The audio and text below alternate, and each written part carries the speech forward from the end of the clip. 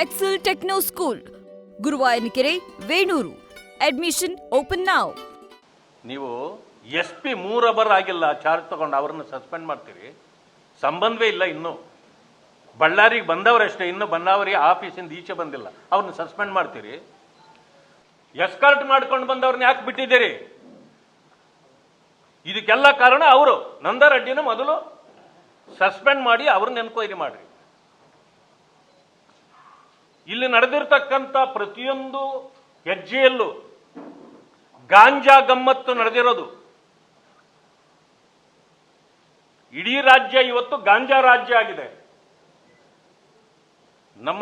ನಮ್ಮ ಕರ್ನಾಟಕವನ್ನ ಗಂಧದ ನಾಡು ಅಂತಿದ್ರಲ್ಲ, ಈಗ ಗಾಂಜಾ ಬೀಡು. ಇದು ಪ್ರಶ್ನೆ ಇರ್ತಕ್ಕಂಥದ್ದು. ಅದಾದ ಮೇಲೆ ಮಾನ್ಯ ಉಪಮುಖ್ಯಮಂತ್ರಿಗಳು ಜನಾರ್ದನ್ ರೆಡ್ಡಿ ಅವರನ್ನ ಟಾರ್ಗೆಟ್ ಮಾಡಿದ್ದು ಇದೆಲ್ಲಾನು ನಾಟಕ ಅಂತಂದ್ರು. ನೋಡಿದ್ರ ಅವ್ರು ಬಂದು ಇವತ್ತಿನವರೆಗೆ ಇಲ್ಲಿ ಬಂದವರು? ಅವರು ಉಪಮುಖ್ಯಮಂತ್ರಿಗಳಾಗಿದ್ದವರು.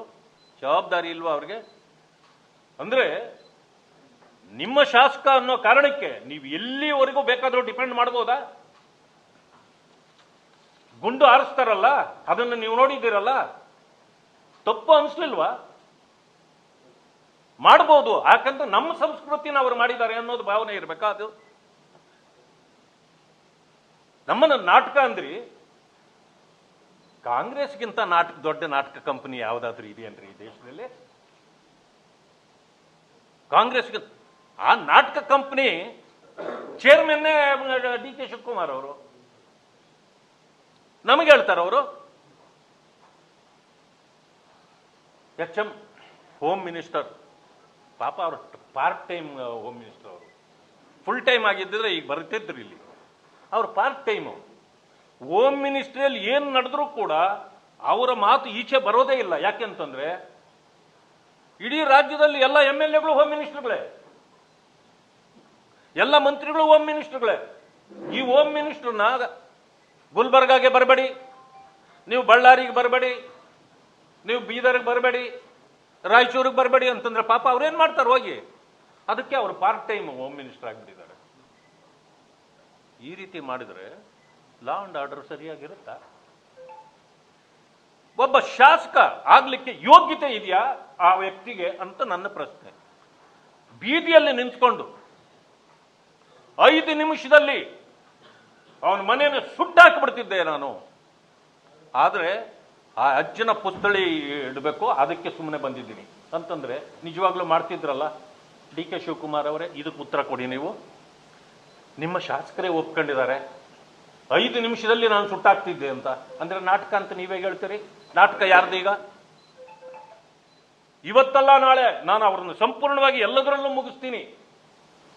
ಇದನ್ನ ಇಷ್ಟು ಅವರು ನೆರೇಟ್ ಮಾಡ್ತಾರೆ.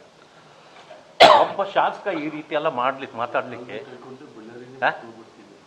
ನನ್ಗೆ ತಾಳ್ಮೆ ಕೆಟ್ಟರೆ ಬಳ್ಳಾರಿನೇ ಉಳಿಯಲ್ಲ ಅಂತ ಹೇಳಿದ್ರೆ, ಅಂದ್ರೆ ಬಳ್ಳಾರಿ ಜನರು ನಿಮಗೆ ಓಟ್ ಹಾಕಿದ್ರಲ್ಲ, ಆ ಓಟ್ ಹಾಕದವ್ರನ್ನ ನಾವು ರಾಜಕಾರಣಿಗಳು ದೇವರು ಅಂತೀವಿ.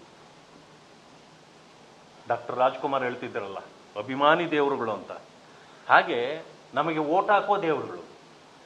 ಅವರನ್ನ ನೀವು ಈ ಕೀಳು ಮಟ್ಟದ ಇದರಲ್ಲಿ ಮಾತಾಡಿಸ್ತಿರಲ್ಲ, ನಿಮಗೆ ಆ ಸ್ಥಾನಕ್ಕೆ ನೀವು ಯೋಗ್ಯರಿದ್ದೀರಾ? ಅಥವಾ ಯಾವ ಪಕ್ಷ ನಿಮಗೆ ಟಿಕೆಟ್ ಕೊಡ್ತೋ ಆ ಪಕ್ಷ ಇಂಥ ವ್ಯಕ್ತಿಯನ್ನ ಇಟ್ಕೊಳ್ಳಿಕ್ಕೆ ಯೋಗ್ಯ ಇದೆಯಾ? ಕಾಂಗ್ರೆಸ್ಗೇನಾದ್ರೂ ಒಂದು ಸ್ವಲ್ಪ ನೀತಿ ನಿಯಮಗಳು ಇದ್ದಿದ್ರೆ ಮೊದಲು ಶಾಸಕನನ್ನ ಸಸ್ಪೆಂಡ್ ಮಾಡಬೇಕಾಗಿತ್ತು.